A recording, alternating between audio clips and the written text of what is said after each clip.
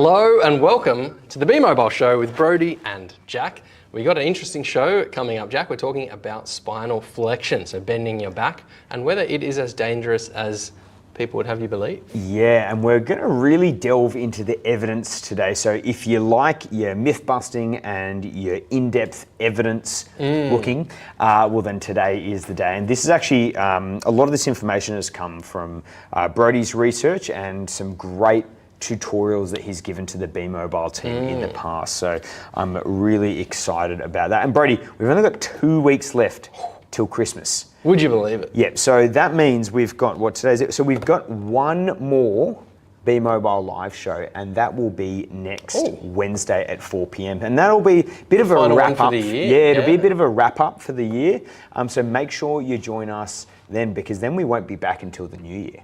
Very exciting. Yeah, 2025 absolutely. coming up. Speaking of Christmas, you know who's never hungry at Christmas? Who, Jack? The turkey. He's always stuffed. Nice, good one, yeah. So I thought I'd bring that in. Leslie saying hello, first one in their comments. Hey, Leslie. Leslie, luckily you win the competition for first comment of the day. We're sending you 1 million Be Mobile points. You get 1 million Be Mobile points. Very exciting stuff. Yeah, really excited about that. Okay. Let's head into the education segment. That is why you're here, folks. And don't forget, we will be doing a Q&A after the education segment. We've actually already got 2 pre-asked questions from members. But if you've got a question, chuck it in the comments or just say hello. We want to know where you're coming from. Okay, Brody, let's get into it. The classic story that everyone's heard, well, it's not a story, the classic caution that people have heard is you shouldn't bend your back when you're lifting things. You got to keep it straight. Flex. Yeah, you got to lift with your legs. And people take this for granted, right? Yeah, and pretty much, I'm sure everyone's believed it, either does believe it or believed it at one point during their lives. I certainly used to. I certainly used to believe it as well.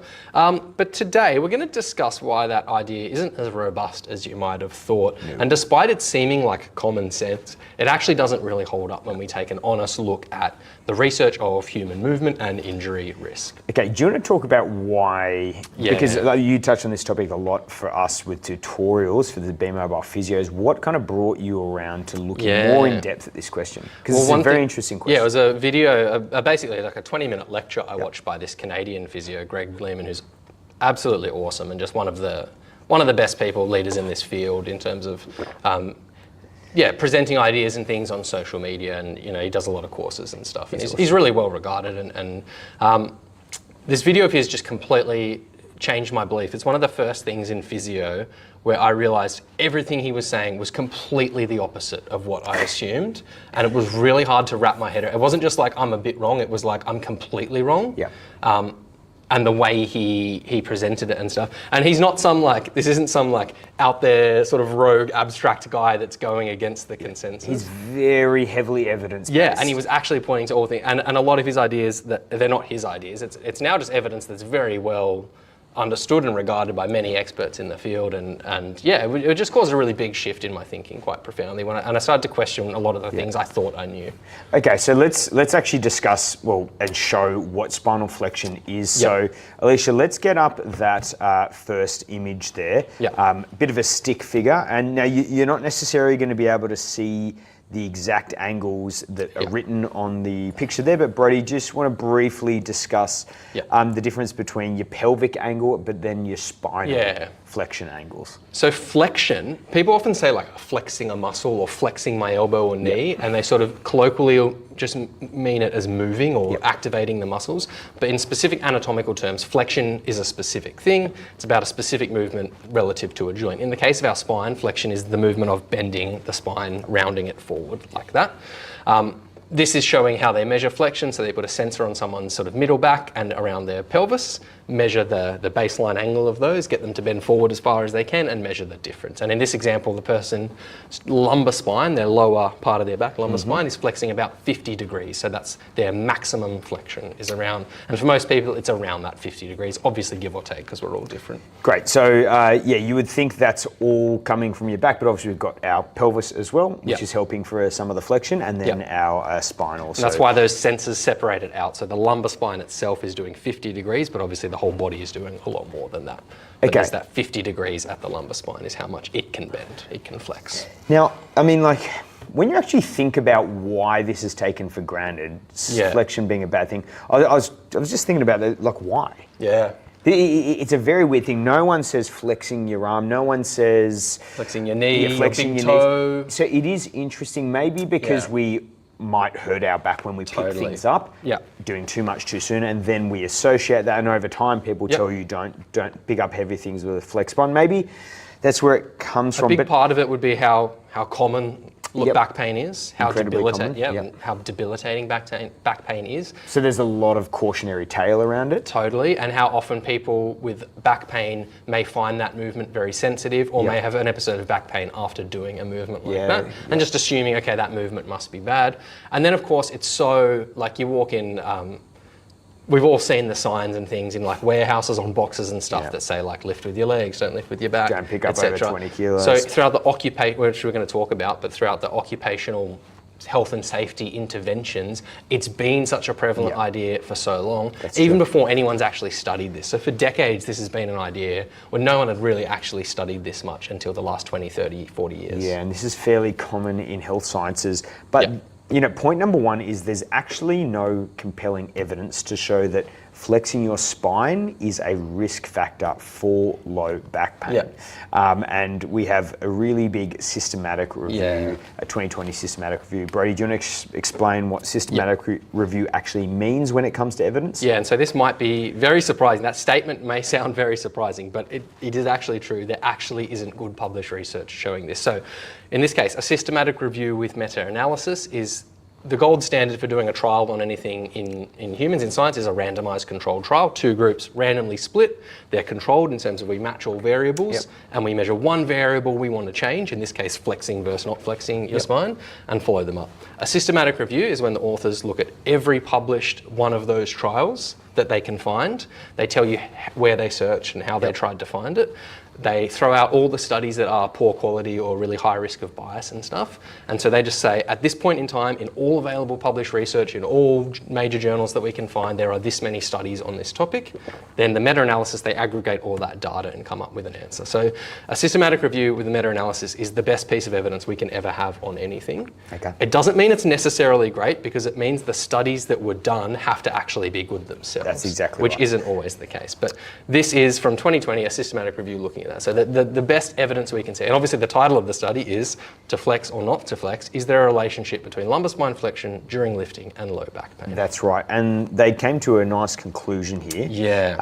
Alicia, if you don't mind getting that up. So as you can see here, there is currently no credible longitudinal or cross-sectional evidence to suggest that a more flexed lumbar spine during lifting is a risk factor for lower back pain onset or persistence, or a differentiator of people with and without low back pain. So that was the big conclusion from 13 research papers totaling 697 participants. And that's the thing, this systematic review was only looking at 13 research papers and around 700 participants, which isn't actually a whole lot of research. So this is definitely something where we need more research, and it's not that we can be super, super confident one way or another, but it just is a statement of fact to say there currently isn't any published research to show that flexion during lifting will cause back pain. There just isn't. And that gets us on to point number two, and that's that interventions to change lifting technique, like you spoke about before, Brody, the OH&S signs that you'll see up on the wall. Make sure you lift with a straight back bend. Classic is bend your knees, right?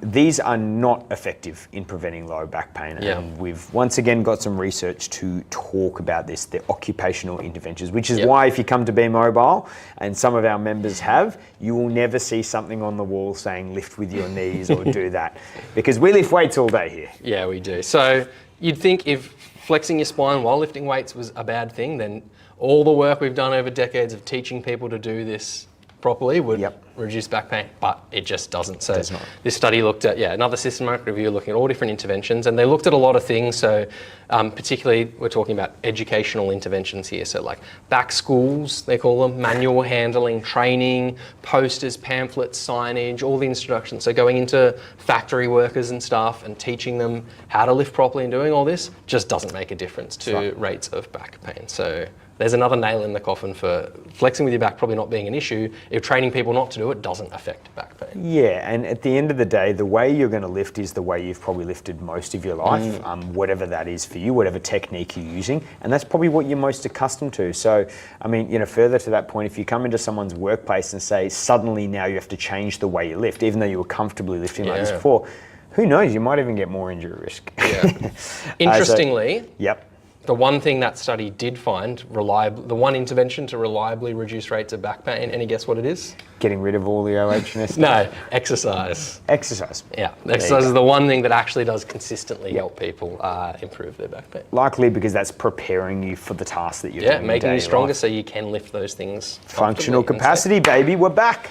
Okay, third and final point to cover. Yeah, this is the big one, Brody. Yeah, this maybe is the biggest nail in the coffin. Is actually that flexing your spine is absolutely unavoidable. You just can't avoid it anyway, so yeah. Yeah, and we're talking about when you are bending over to pick things Yeah, up. totally. And I mean, really, in everyday life, flexing your spine is pretty much unavoidable. So I guess at the end of the day, as you said, it's the biggest nail in the coffin because it just, I mean, the fact that there's all these ways to teach you to squat down without a flex spine, you just can't not flex your spine. You have to flex your spine when you bend over, and we've got some good, what type of evidence would you call this? Like observation evidence where you're actually able to simple studies put markers on someone's back? Simple biomechanical studies. Biomechanical is what I was looking for. Lots of exercises like squats and deadlifts and things actually involve 50 to 80% of that maximum flexion anyway, even if you think you're doing it straight. So even in experienced weightlifters and exercises, even when they're trying to stay as straight as possible, even when you look at someone from the side, which we're about to show, and you think it looks straight,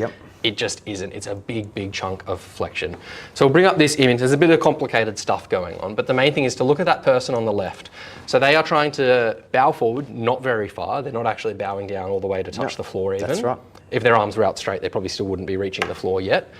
They're trying to stay as arched back, so as opposite of flexion as they possibly can, as extended through the spine as they possibly can.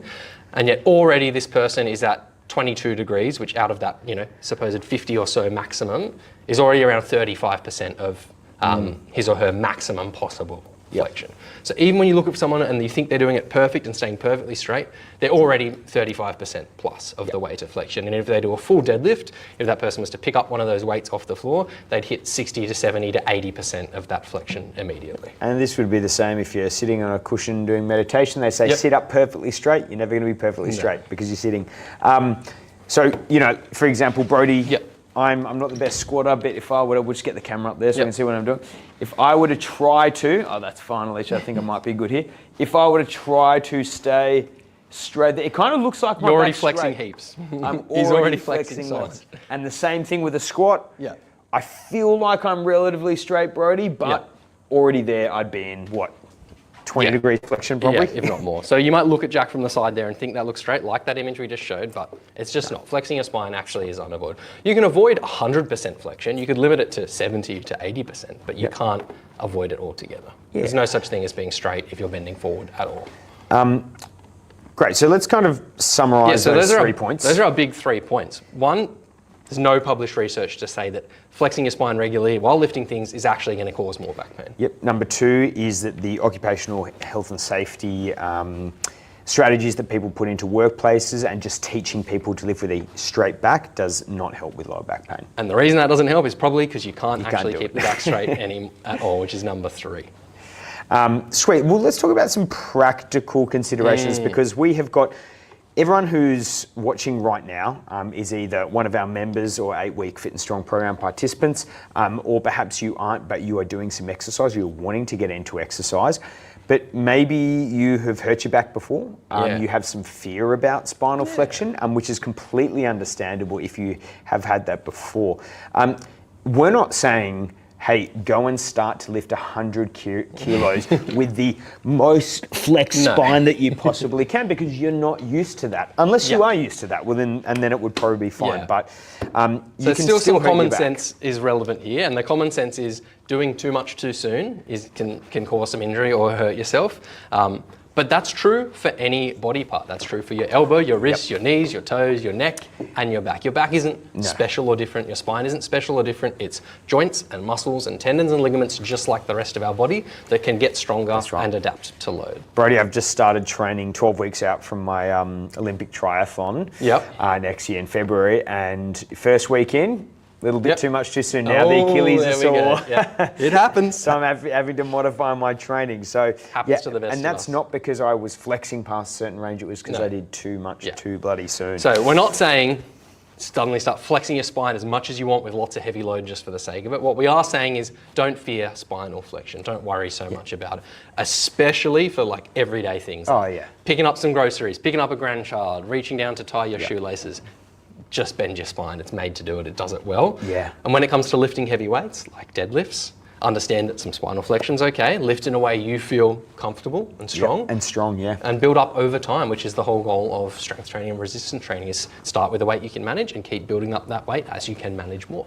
Okay, let's finish with this video. This is an awesome lady. Is she Canadian or American? I'm just going to pause it for a second while we give the intro. This is an American woman, I believe, but I'm not 100% sure.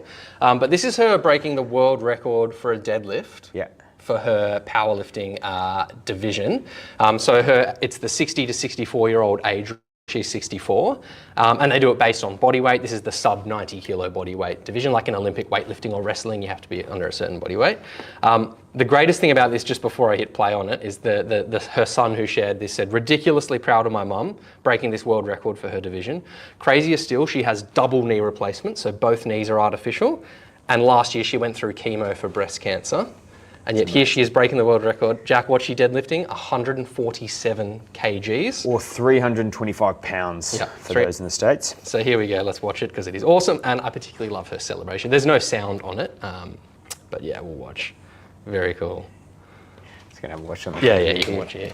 It's amazing how excited she is afterwards. High five. Everyone's a lot of spinal flexion. A lot of spinal flexion. She ain't worried. 147 kgs, 325 pounds lifted. At 64, double knee replacements, chemo last year for breast cancer, high-fiving, shaking hands. So that is excellent. I hope you could hear while we're playing that video. You could hear us fine, but there's no audio on the video. It might have muted us while that played. I'm not sure. So if we were muted then, no worries. Either way, I mean, you could see she was definitely bent over quite a lot, because when you lift that amount of weight, it tends to try to pull your torso down. You get into that, very kind of end range spinal flexion. She was for sure at 80-90% of lumbar spine flexion. So double knee replacements the year before and chemo from breast cancer. Double knee replacements, I'm not sure when. That might have been 5 or 10 years ago. Still, I just know that the knee replacements were double and the chemo was the year before for her. That is a admirable woman. That is amazing. Yeah, she is very, very cool. So shout out to that lady. I actually don't have her name here because the post didn't mention her name where I found that, but still very cool. Excellent. And we'll just check, Brody, do you have any comments? Yeah, I was going to jump through the comments. Just lots of people saying hi. Deb said your joke was almost funny, Jack.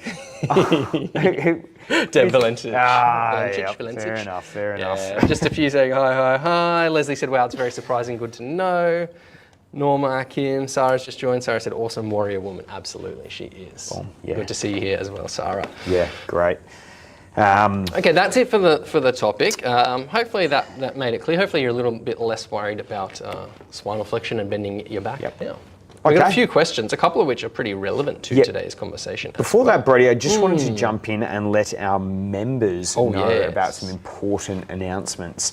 So for all of our members out there, there is some very exciting news. We're always looking to improve the membership and get you exercising more and using the Be Mobile product as much as possible so you can keep fit and strong. So as of this Friday, the 13th of December, there's going to be a bit of a update to the membership. Okay, so when you log into your portals this Friday, probably sometime after lunchtime, there will be some very obvious updates to your portal. So make sure you keep your eye out on your email. We sent one yesterday detailing some of the changes, but I'm actually going to send a big explanation video about the changes in that email, and I'll post it in our private Facebook group, and there'll be lots of emails over the coming weeks so everyone knows what's happening. But yeah, there's It'll look different, but it shouldn't be too confusing. It's not going to be like radically different that you won't make sense. It'll actually be more clear. We're hoping it will be more clear, more user-friendly, more useful. But definitely look out for the email on Friday with accompanying video that Jack will share, because he'll show you a bit of a navigation of it and things and what the main changes are. And we refer to these as updates because they are, and they're actually improvements. And we think you're really going to like what we're doing. Yeah. Lovely. So look forward for that change on Friday, Sydney, Australia time. All right, a few questions. Do you want to do question 1 first or do question 2 first? I don't mind. Yeah, let's get into question 1. I mean, question 2 is talking a little bit, it corresponds to what we were just talking about in the education, but let's start with question 1 from Jenny's Jenny. Question. Yep. So Jenny says, which is more important when building muscle in exercises that use many muscles? For example, in a bent over row, which is where we're bending over, rowing up just like that. If I increase my weight, for my arm muscles to develop, I have to modify my stance to ease the strain on my back muscles. Then they don't develop. If I ease back on the weights until my back can bear it, then my arms don't benefit from the exercises. How can I tell which muscles are more important to develop in each exercise? Thank you for the question, Jenny. Very, very interesting question. It's an interesting question. It's a good question. Yeah. And it comes a little bit just sort of the philosophy of why we're doing exercise and things.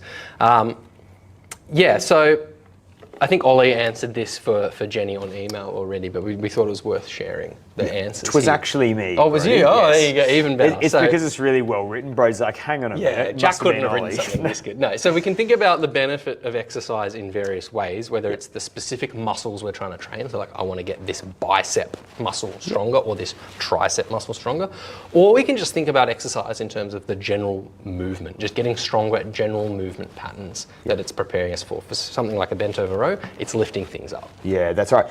And if you were a professional bodybuilder, you would want to be really focusing on targeting specific muscles, like your arm muscles, because you want to. Because it's an aesthetic sport. Yeah, where they're trying to have every muscle be as large and defined as they can. But we're not too worried about that. We want to be strong and fit and functional. Yeah, because at the end of the day, our aim is to get you strong and fit and functional. So I would focus on whatever movement we're doing in the workout. Focus on challenging yourself as much as possible in that given movement. Because you will end up doing bicep curls in one of the movements, and therefore you can lift some challenging weights in that, and that'll strengthen your arms. For a movement like the bent over row, you're just going to work a lot of muscles all together. But as we said, just getting stronger at the movement is what's important. It's not worrying about which muscle so much is getting targeted versus isn't. We just want you to do the heaviest weight for that you can comfortably manage, and hopefully keep doing it with heavier and heavier weights as you get stronger. Without worrying so much. Because if you're doing our programs, you're going to get every major muscle group. Every muscle is going to get targeted enough. Yeah, and at the end of the day, something like a bent over row, you should probably be lifting a bit more in a bent over row than you would otherwise be able to curl with your arms. So that's really important to remember as well. But if you do have, less strength in that lower back area, well, then that's a perfect opportunity to build that up in that movement. So maybe just think of it more as what is this an opportunity for, and then head home with that. Yeah, so for any movement, do it as heavy as you can, and the weakest muscle or muscles that are struggling the most will improve the most, and you'll get better at the movement. So and then over time you'll increase the weight and your arms will get workout as well. Lovely. Okay. Excellent. We've got a few other good questions coming into the comments, so we will get to those as well. Don't you worry about that. All right, Brody, question here from Judy. Thank you so much, Judy, and I sent you an email today telling you we'd answer this in the show. Now, we're going to kind of summarize this because it's quite a long question. But Judy's talking about osteoporosis. She was diagnosed 12 years ago, although she didn't have any symptoms like fractures or anything. She has a DEXA scan regularly. However, a lot of people do have spinal fractures without knowing. Now, she's actually been to some lectures on osteoporosis in the UK by the Royal Osteoporosis Society with different experts. Now, a lot of them say that overflexing, so meaning like what we were just talking about, spinal flexion, can cause vertebral fractures. And she says they all seem to agree in particular on avoiding sit-ups as an exercise, and they advise on keeping a straight back when bending forward, especially if holding weights or lifting. So that comes in pretty stark contrast to what we just spoke about, Brody. But we are going to be very nuanced with this answer, let me tell you, Judy. So buckle up, let's go. So Judy says, I try to hinge rather than rounding my back as well. Okay. We like research. We are evidence-based medical practitioners as physiotherapists, and so we try and use research as best to guide us. We're just talking today about the research around flexing your spine not being a risk factor for back pain, and that there isn't a ton of research, and so we don't feel that strongly, not super strongly. Right? Yeah, and we'll just delineate between. So we're now talking about osteoporotic fractures, which actually don't necessarily have to be with back pain, okay? You can have fractures and not have pain. Yeah, so when it comes to flexing your spine under osteoporosis, there is even less research. In fact, there is virtually nothing. There's like a couple of studies that were done in like the 70s and 80s. They were done on animal? There's some animal ones, and there's a couple on humans that are just such poor methodological quality that it literally just doesn't tell us anything. Can we just briefly explain the continual flexion? Yeah, so they do they'll get like a pig spine. Just to understand what people... And put it in a machine that flexes it like 80,000 times and measure what happens to it and stuff. And then people extrapolate that to living humans, which just isn't that useful because living humans are not dead pig spines. So. No. Okay, so with osteoporosis, so it's really, really hard because there's just no research to guide us. And those same experts that put out these things always acknowledge that as well. They say, we acknowledge that there's basically no research at all, so this is just expert opinion and consensus, which is just them sort of guessing and making some assumptions, which is tricky. And it's often more just they're being very cautious because it might be unethical to study these things. So for example, when you think about pregnancy, like everything under the sun, you're not meant to eat during pregnancy, right? But when you actually look at the research, it's very minimal, but they're just being very cautious because they don't want someone to end up in trouble, you know? So I'm going to the guidelines say two things, and this shows you how messy the research is because it's just so wishy-washy. Yeah, let's go through these 3 points, Brody, because they are very good. So the guidelines put out by these groups, very much go from one to the other. So first they say, movements or exercises that involve sustained, repeated, or end-range flexion should be modified or avoided if you have osteoporosis. So that's saying spinal flexion bad, avoid it. Let's not do spinal flexion. But then the next point they make is, however, people who are experienced, demonstrate flexibility in the spine and can manage the movements comfortably and smoothly should be advised that they can continue with these activities as long as they're able to manage them. Yeah. So they're saying don't do it, but if you're doing it and you're okay doing it, then keep doing it. So it is very hard. So we're aware of these the guidelines, and a lot of these research and stuff talk about and say, look, a lot of them just go based on their sort of gut feel. Yeah, I probably wouldn't do sit-ups, but they sound like politicians to me, giving very political answers there. So and it is tough. They're kind of in a rock and a hard place. But at the end of the day, like I would follow point 2. However, if you're demonstrating spinal flexion in a comfortable, if you're doing spinal flexion in a comfortable way and you're not having any issues, there would be no reason for you to stop that. And we know that load through the spine, actually, based on research and resistance training in osteoporotic women, that you actually have positive benefits or benefits from lifting heavy weights, deadlifting, squatting, overhead pressing, because we're loading up the spine. So there is actually evidence to say that, heavy movements where we are flexing the spine, we're not talking about sit-ups here, we're talking about deadlifts and squats, can be very safe for osteoporotic women. And you can just see how contradictory and how tricky it is because this, like the Royal Osteoporosis Society in the UK guidelines say do strengthening and resistance training like squats and deadlifts because loading the bones is good to make them stronger. But don't do don't do sit-ups which load the bones in the spine because that's bad, even though we don't have research showing that that's bad. So it is and so the load messy. on a spine during a sit-up compared to a heavy deadlift wouldn't be comparable. So. And we've mentioned before things like the Lift More trials, which have osteoporotic men and women doing very, very heavy deadlifts for 8 months. Those deadlifts involve, as we said, 70-80% of spinal flexion range, and they've had no fractures or no issues from those. So it's all a bit of a mess.